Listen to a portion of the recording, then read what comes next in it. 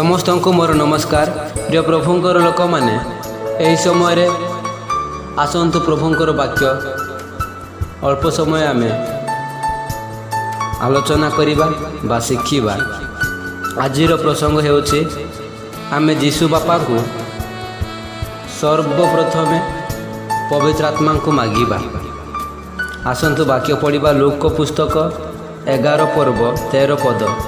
एठारे एपरि लेखा अछि, एणु तुम्भे माने दुष्ट हेले सुधा जेबे आपणा आपणा पिला मानकु उत्तम उत्तम दान दे जान, तेबे जेउ पिता स्वर्गरु दान करती से ताहांक छामुरे मागिबा लोक मानकु केते अधिक रूपे पवित्र आत्मा देबे। एही समय रे जीशु बापा तांकर शिष्य मानकु शिक्षा देउथिले, माग दिया जीव खोज पाइब। विशेषकर प्रियर भाई एवं भौणी मैंने यही वीडियो को जेते जेते जन देखुंत वाक्य को शुणुंट आपण जानतु, माग दिया जीव खोज पाइब। आम जहाँ मागिबा प्रभु को प्रथमे आम पवित्र आत्मा को मागिबार अच्छे। पवित्र आत्मा को मागिबा विषय ही प्रभु जीशुख्रीष्ट शिक्षा देउथिले। से समय शिष्य मानकु से जीशु बापा कौन कहते, तुम्भे माने दुष्ट हेले सुधा जेबे आपण आपण पिला मानकु उत्तम उत्तम दान दे जान। जीशु बापा कौन कहते शिष्य मानकु, तुम्हें मैंने दुष्ट हेले सुधा तुम्हें मैंने भल काम न कले माने तुम्हें पाप पाप करथिले तुम्हें दुष्ट हेले सुधा जेबे आपण आपण पिला मानकु उत्तम उत्तम दान दे जान। यही समय जीशु बापा स्पष्ट रूपे आम्भ मानकु यही समय वाक्य माध्यम दे आमको बुझाउछंती। से समय शिष्य मानकु बुझाउथिले, माने ये जड़े बापा जागतिक बापा मनुष्य बहुत जेते दुष्ट लोक होते, जेते मूर्ख लोक होते, जेते बुद्धि ज्ञान नथिले निज पुओ को माने से माने मो पुओ माने अभाव न रहू, अभाव रहू, माने बेकार माने मन इच्छा न रहू, माने खराब है न रहू, माने काचरा है रहू, एमती भावे ना, माने एमती कहे ना। जड़े बापा जेते बुद्धिहीन होते, जेते दुष्ट लोक होते से चिंता करे मो पुओ जेमिति भलरे रहिबो, उत्तम भाव में जेपर जेपर उत्तम शिक्षा पाइब। एथिपाई से निज दुष्ट हेले निज पुओ को माने उत्तम उत्तम खाद्य देव, उत्तम उत्तम से तार जहाँ आवश्यक ताहा सार्ट पैंट किणीदेव, पुणी से जहाँ मागिब बापा सेटा किणीदेव कहले सेटा किणीदेव, प्रभु बापा सेटा मते दरकार कहले सेटा किणीदेव, माने जहाँ किछि मागिब ताहा उत्तम उत्तम रूपे निज पिला को देव। निज बापा जेते खराब लोक होते, जेते पापी लोक होते, जेते दुष्ट लोक होते निज पुओ को उत्तम उत्तम दान देव दे पारिब। तेबे जदि यही जागतिक बापा जड़े निज पुओ को जदि ए प्रकार जदि जेते दुष्ट होते जदि निज पुओ को उत्तम उत्तम दान दे जान, उत्तम उत्तम विषय उत्तम उत्तम जिनिस जदि दे पारिब, दे जानिब, तेबे दे पारुछि, दे जानुछि, तेबे आम्भ मानकर स्वर्गस्थ पिता जो पिता स्वर्गर दान करती से ताहांको छामरे मागिबा लोक मानकु केते अधिक रूपे पवित्र आत्मा न देबे। जे कि स्वर्गर दान करिबा परमेश्वर जीशुख्रीष्ट बापा पवित्र आत्मा परमेश्वर से ताहांको छामरे मागिबा लोक मानकु केते अधिक रूपे पवित्र आत्मा न देबे। जदि आम जागतिक विषय जदि बापा गोटे पुओ को जेते दुष्ट होते उत्तम उत्तम विषय दे जानुछि, तेबे स्वर्गर दान देवा वाला परमेश्वर को जदि आमे पवित्र आत्मा को मागिबा, तेबे केते केते केते से न देबे अधिक रूपे पवित्र आत्मा न देबे, केते से अधिक न देबे।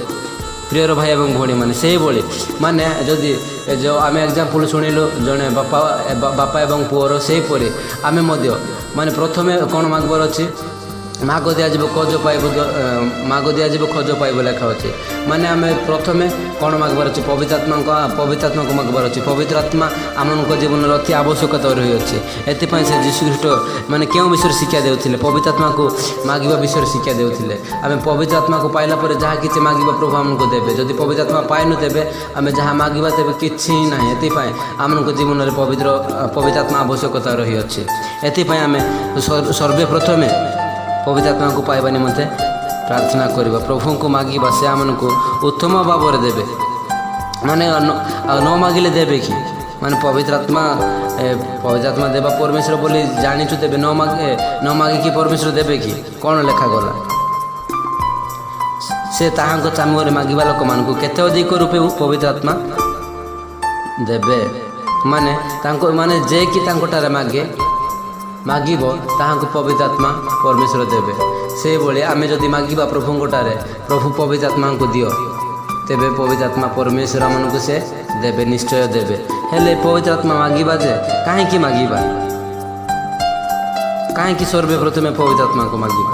ଆସନ୍ତୁ ଯୋହନ ପୁସ୍ତକ 14 ପର୍ବ ତାର 26-24 ପଦ। ଏଠାରେ ଏପରି ଲେଖା ଅଛି, କିନ୍ତୁ ସେହି ସାହାଯ୍ୟକାରୀ ଅର୍ଥାତ୍ ଯେଉଁ ପବିତ୍ର ଆତ୍ମାକୁ ପିତା ମୋ ନାମରେ ପ୍ରେରଣ କରିବେ, ସେ ତୁମ୍ଭମାନଙ୍କୁ ସମସ୍ତ ବିଷୟ ଶିକ୍ଷା ଦେବେ। ଆଉ ମୁଁ ତୁମ୍ଭମାନଙ୍କୁ ସମସ୍ତ ବିଷୟ ଶିକ୍ଷା ଆଉ ପ୍ରେରଣ କରିବେ, ସେ ତୁମ୍ଭମାନଙ୍କୁ ସମସ୍ତ ବିଷୟ ଶିକ୍ଷା ଦେବେ। ଆଉ ମୁଁ ତୁମମାନଙ୍କୁ ଯାହା ଯାହା କହିଅଛି ସେହି ସବୁ ତୁମମାନଙ୍କୁ ସ୍ମରଣ କରାଇବେ। ପ୍ରିୟର ଭାଇ ଏବଂ ଭଉଣୀମାନେ, ପ୍ରିୟ ପ୍ରଭୁଙ୍କର ଲୋକମାନେ, ଏହି ସମୟରେ ଆମେ ଜାଣିଲୁ ସାହାଯ୍ୟକାରୀ ପବିତ୍ର ଆତ୍ମା କିଏ? ଆମମାନଙ୍କୁ ସାହାଯ୍ୟ କରିବା ପରମେଶ୍ୱର। ଏହି ସମୟରେ ମଧ୍ୟ ଯୀଶୁଖ୍ରୀଷ୍ଟ କହୁଛନ୍ତି, ମୁଁ ଏହି ସମୟରେ ଯିବି ମୋ ପିତାଙ୍କ ନିକଟକୁ, ପିତା ମୋ ନାମରେ ପବିତ୍ର ଆତ୍ମାକୁ ପଠାଇବେ। ଯେ ମାଗିବ ସେ ପାଇବ, ମାନେ ଯେ ଖୋଜିବ ସେ ପାଇବ ବୋଲି ଯୀଶୁଖ୍ରୀଷ୍ଟ କହୁଛନ୍ତି। ଆଉ ସେ ପବିତ୍ର ଆତ୍ମା କ'ଣ କରିବ? ସେ ସମସ୍ତ ବିଷୟ ଶିକ୍ଷା ଦେବେ, ମାନେ ସବୁ ବିଷୟରେ ଶିକ୍ଷା ଦେବେ ଆମମାନଙ୍କୁ। ଆଉ ପୁଣି ଯାହା ଯୀଶୁଖ୍ରୀଷ୍ଟ 2000 ବର୍ଷ ପୂର୍ବେ ଯାହା କହିଥିଲେ ସେହି ସବୁ ଆମମାନଙ୍କୁ ସ୍ମରଣ କରାଇବ ସେହି ପବିତ୍ର ଆତ୍ମା। ଏଥିପାଇଁ ଆମେ ପବିତ୍ର ଆତ୍ମାକୁ ମାଗିବାର ଅଛି। ଏହି ସମୟରେ ପବିତ୍ର ଆତ୍ମାକୁ ମାନେ ପରମେଶ୍ୱର ଦେଇଛନ୍ତି, ମାନେ ଏହି ଆମମାନଙ୍କ ଆମ୍ନା ସାମ୍ନାରେ ରଖିଛନ୍ତି, କିନ୍ତୁ ଆମେ ମାଗୁନୁ, ମାନେ ଆମେ ଖୋଜୁନୁ ପବିତ୍ର ଆତ୍ମାକୁ। ଆମେ ପ୍ରଭୁ ଯୀଶୁଖ୍ରୀଷ୍ଟଙ୍କ ଠାରୁ କିଛି ଆମେ କ'ଣ ମାଗୁନାହୁଁ, ଏଥିପାଇଁ ଆମେ ପାଉନାହୁଁ। ଯଦି ମାଗିବା ତେବେ ଆମେ ପ୍ରଭୁ ଯୀଶୁଖ୍ରୀଷ୍ଟ ଆମମାନଙ୍କୁ ସେହି ପବିତ୍ର ଆତ୍ମାକୁ ଦେବେ।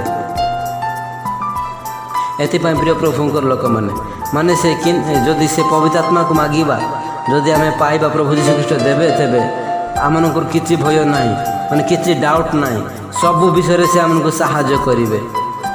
ସବୁ ବିଷୟରେ ତାଙ୍କରି ସେବା କାର୍ଯ୍ୟରେ, ତାଙ୍କ ନିମନ୍ତେ ବ୍ୟବହାର ହେବାରେ, ତାଙ୍କରି ଗୌରବ ଉଦ୍ଦେଶ୍ୟରେ ଆମେ ଯାହା କରିବା, ସବୁ ବିଷୟରେ ସେ ଆମମାନଙ୍କୁ ସାହାଯ୍ୟ କରିବେ। ଆଉ ପୁଣି ଆମେ ଅନେକ ସମୟରେ ଏଇଟା ଜାଣୁନାହିଁ, ଏଇଟା ପାରୁନାହିଁ, ଏଇଟା କେମିତି ବୁଝିପାରୁନି, ଏମିତି କହିଥାଉ। କିନ୍ତୁ ଯଦି ସେ ପବିତ୍ର ଆତ୍ମାକୁ ପାଇବା, ତେବେ ପ୍ରତ୍ୟେକ ବିଷୟ ଆମେ ଜାଣିପାରିବା। ଯେହେତୁ ଆମମାନଙ୍କୁ ଶିଖେଇବେ, ସେ ଶିକ୍ଷା ଦେବେ, କଥା କହିବେ ଆମମାନଙ୍କ ଜୀବନରେ। ଯଦି ସେ ପବିତ୍ର ଆତ୍ମା ଆମମାନଙ୍କ ଜୀବନରେ ଯଦି ଆସିବ, ଆଉ ଯୀଶୁଖ୍ରୀଷ୍ଟ ଯାହା କହିଥିଲେ ସବୁ ସ୍ମରଣ କରାଇବେ। ମାନେ 1 ନମ୍ବର କ'ଣ? ସେ ପ୍ରତ୍ୟେକ ବିଷୟରେ, ସମସ୍ତ ବିଷୟରେ ଆମକୁ ସାହାଯ୍ୟ କରିବେ। ଆଉ କ'ଣ? ସମସ୍ତ ବିଷୟରେ ଶିକ୍ଷା ଦେବେ। ଆଉ ଯୀଶୁଖ୍ରୀଷ୍ଟ ଯାହା କହିଥିଲେ 2000 ବର୍ଷ ପୂର୍ବେ, ସେ ସବୁକୁ ସ୍ମରଣ କରାଇବେ।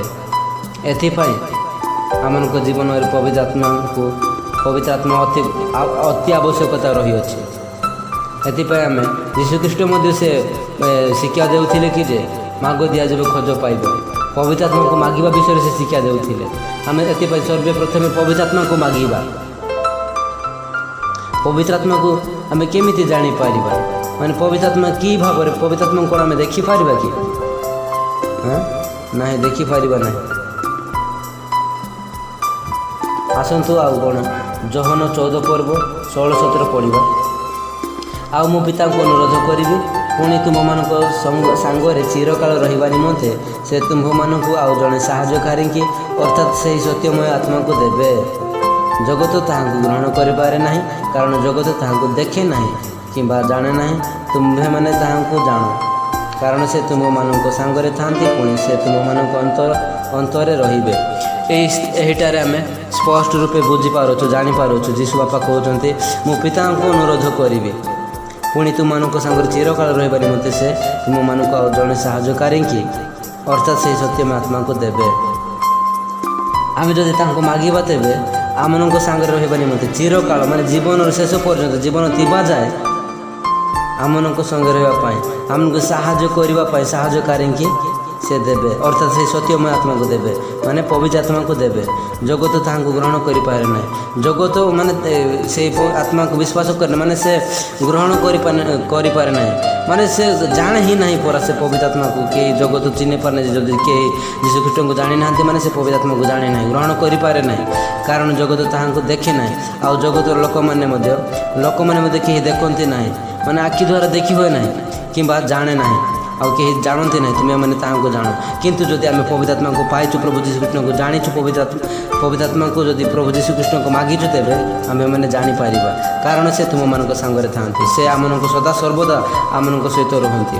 ପୁଣି ସେ ତୁମମାନଙ୍କ ଅନ୍ତରେ ରହିବେ। ଆଉ ସେ ବାହାରେ ଆଉ ଯିବା ଆସିବା ବାହାରେ ଯିବାରେ ଭିତରେ ଆସିବାରେ ଏମିତି କରନ୍ତି ନାହିଁ। ଯଦି ଆମେ ମାଗିବା, ସେ ଆମମାନଙ୍କ ଅନ୍ତରରେ ରହିବେ, ଯେହେତୁ ଏହି ଅନ୍ତରରେ ହିଁ ତାଙ୍କର ରହିବାର ସ୍ଥାନ, ମନ୍ଦିର।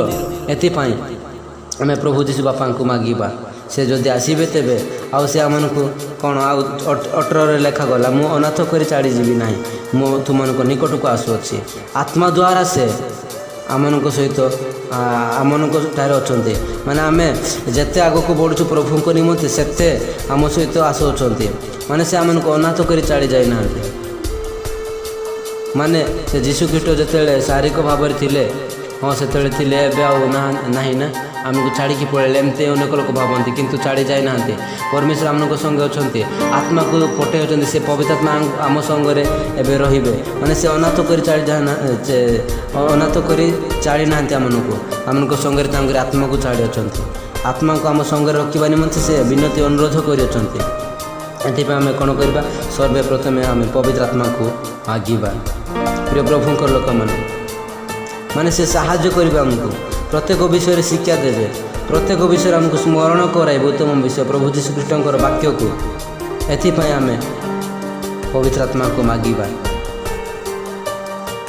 ଆଉ ଥରେ ମୁଁ ଆପଣଙ୍କୁ କହିବା ପାଇଁ ଚାହେଁ, ଜାଣନ୍ତୁ, ମାଗ ଦିଆଯିବ, ଖୋଜ ପାଇବ।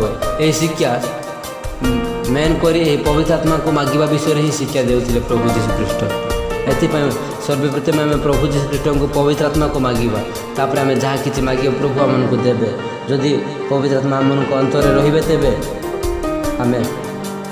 ଆମମାନଙ୍କର କିଛି ହିଁ ଆଉ ଆବଶ୍ୟକତା ନାହିଁ। ଯେହେତୁ ଆମମାନଙ୍କର ଜୀବନରେ ଯଦି ପବିତ୍ର ଆତ୍ମା ଆସିବ, ତେବେ ପ୍ରତ୍ୟେକ ବିଷୟରେ ସାହାଯ୍ୟ କରିବେ। ମାନେ ପବିତ୍ର ଆତ୍ମା ପ୍ରତ୍ୟେକ ବିଷୟରେ ଶିକ୍ଷା ଦେବେ, କ'ଣ କରିବାଟା ନ କରିବାଟା, ମାନେ ପ୍ରଭୁଙ୍କର ଇଚ୍ଛାକୁ ସବୁ ଆମକୁ ଜଣାଇବ, ସେସବୁ କହିବ ଆମମାନଙ୍କୁ। ଏଥିପାଇଁ ଆମେ ପବିତ୍ର ଆତ୍ମାଙ୍କୁ ମାଗିବା। ପ୍ରିୟ ପ୍ରଭୁଙ୍କର ଲୋକମାନେ, ସେଇ ପବିତ୍ର ଆତ୍ମାକୁ ହୁଏତ କେମିତି ଜାଣିପାରିବା, କେମିତି ଆସନ୍ତି, ଏମିତି ଅନେକ ଲୋକ ଭାବନ୍ତି। ଆପଣ ହୁଏତ ଭାବୁଥିବେ, କିନ୍ତୁ ସେଇ ଆତ୍ମାକୁ ଯଦି ପ୍ରଭୁ ଯୀଶୁଖ୍ରୀଷ୍ଟଙ୍କୁ ଜାଣିନାହିଁ, ସେ ଆତ୍ମାକୁ କିଏ ଚିହ୍ନିପାରେ ନାହିଁ, କି ଜାଣିପାରେ ନାହିଁ, କି ଗ୍ରହଣ କରିପାରେ ନାହିଁ। କିନ୍ତୁ ଆପଣ ଜାଣନ୍ତି ପବିତ୍ର ଆତ୍ମାକୁ। ଯଦି ଜାଣିନାହାନ୍ତି, ତେବେ ମାଗନ୍ତୁ। ଆମେ ମାଗିବା ସମସ୍ତେ। ସେ ଆମମାନଙ୍କ ଅନ୍ତରରେ ରହିବା ପାଇଁ ଇଚ୍ଛା କରୁଛନ୍ତି, ଆମମାନଙ୍କର ସ୍ଥାନ ଦେବା। ଯଦି ଆମେ ମାଗିବା, ତେବେ ଆମେ ସ୍ଥାନ ଦେଉଛୁ ପ୍ରଭୁ ଯୀଶୁଖ୍ରୀଷ୍ଟଙ୍କର ଆତ୍ମାକୁ, ପବିତ୍ର ଆତ୍ମାକୁ। ଯଦି ଆମେ ମାଗୁନୁ, ତେବେ ତ ସ୍ଥାନ ନ ଦେଇ ନିଜ ଇଚ୍ଛାରେ ଚାଲୁଅଛୁ। ଯଦି ଆମେ ମାଗିବା, ଆମ ଅନ୍ତରରେ ଯଦି ସ୍ଥାନ ଦେବା, ବାସ ଦେବା, ତେବେ ସେ ଆମମାନଙ୍କ ଅନ୍ତରରେ ରହିକି ପ୍ରତ୍ୟେକ ବିଷୟରେ ଶିକ୍ଷା ଦେବେ, କ'ଣ କରିବାଟା ନ କରିବାଟା, କେମିତି ବ୍ୟବହାର ହେବାଟା ନ ହେବାଟା, କେମିତି କାର୍ଯ୍ୟ କରିବାଟା ନ କରିବାଟା, ସବୁ ବିଷୟରେ ଶିକ୍ଷା ଦେବେ। ଏଥିପାଇଁ ଆମେ ପବିତ୍ର ଆତ୍ମାକୁ ମାଗିବା। ଏହି ବାକ୍ୟ ଦ୍ୱାରା ପ୍ରଭୁ ଆମମାନଙ୍କୁ ସମସ୍ତଙ୍କୁ ଆଶୀର୍ବାଦ କରନ୍ତୁ। ଆମେନ୍।